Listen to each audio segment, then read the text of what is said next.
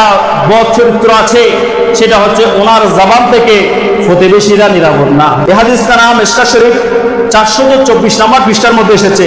ইমাম বাইহাকি ওনার শুআইবুল ঈমানের মধ্যে হাদিস কেন নোট করেছেন, হযরত সাইয়েদনা আবু হুরায়রা রাদিয়াল্লাহু তাআলা আনহু ইরশাদ করেছেন, তিনি বলেন, আমরা রাসূলের দরবারের মধ্যে বসা ছিলাম, এক ব্যক্তি এসে আরজ করলেন, ইয়া রাসূলুল্লাহ সাল্লাল্লাহু আলাইহি ওয়াসাল্লাম, যে আমার প্রতিবেশী একজন মহিলা আছে, ওই মহিলার ব্যাপারে, মহিলা কিন্তু বড় নামাজি, বড় পর্দাশীল, বড় আল্লাহওয়ালা, বড় দানবী, যে কোনো কিছু ইবাদতের ক্ষেত্রে ওনার কোনো কমজোরিতা নাই, দান সদকার ক্ষেত্রে কোনো কমজোরিতা নাই, নফল রোজা রাখার ক্ষেত্রে কোনো কমজোরিতা নাই, পরিপূর্ণভাবে সব কিছু উনি আদায় করেন, হজও করেন, যাকাতও দেন, নফল রোজা রাখেন, কিন্তু ওনার মধ্যে একটা বদ চরিত্র আছে, সেটা হচ্ছে ওনার জবান থেকে প্রতিবেশীরা নিরাপদ না।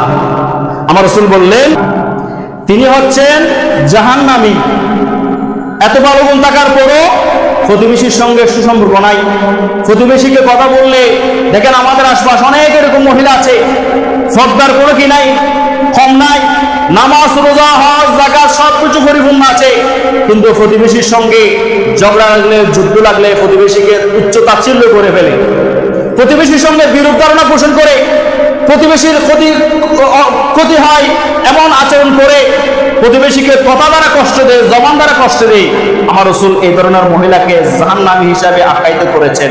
জোরে বলেন না নাউজুবিল্লাহ। ওই সাহাবী বললেন, ইয়া রাসূলুল্লাহ,